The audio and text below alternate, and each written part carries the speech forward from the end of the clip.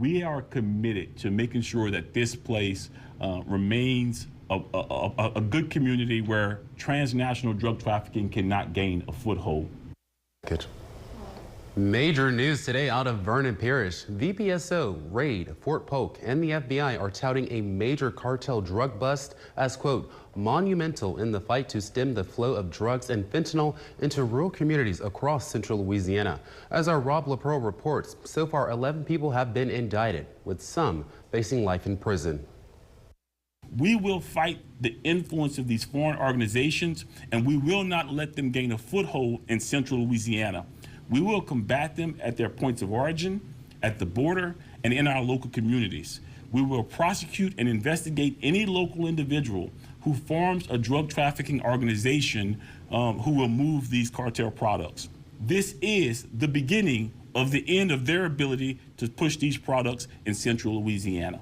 A strong warning from federal officials for cartels looking to lay claim in the Central Louisiana region. On Monday, alongside the FBI, Fort Polk officials, and other Cenla law enforcement leaders, Vernon Parish Sheriff Sam Kraft announced that following a nearly 2-year-long investigation, a 12-count indictment has been declared against 11 people believed to be a part of a drug trafficking ring spanning over several Cenla parishes. These individuals were found by the grand jury to have conspired with each other and others to possess with the intent to distribute large amounts of methamphetamine and cocaine. At least 2 alleged DTO members, on dates specific and certain, used a cell phone communication facility to further their drug trafficking operation.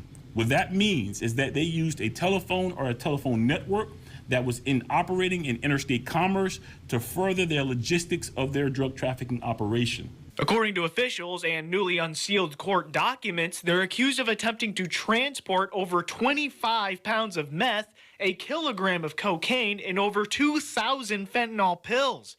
Investigators say they can't determine the street value, but believe the drug stock in production was supported by drug cartels from Mexico and Southern American countries.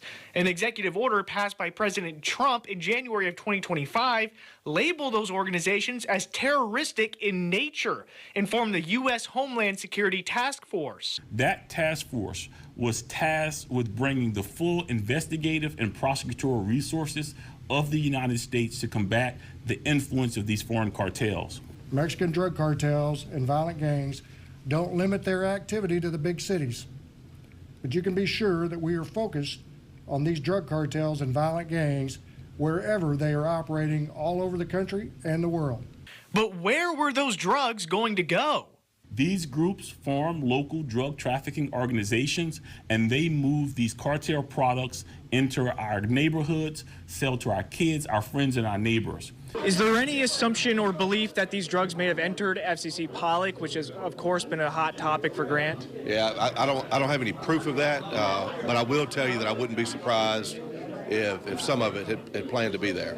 12 pounds of meth is not going to stay in one community. You know, bad guys and dope has no boundaries, and you got to fight it all. Well, it just goes to show me that no area is immune, no area is off limits, because it's all about money.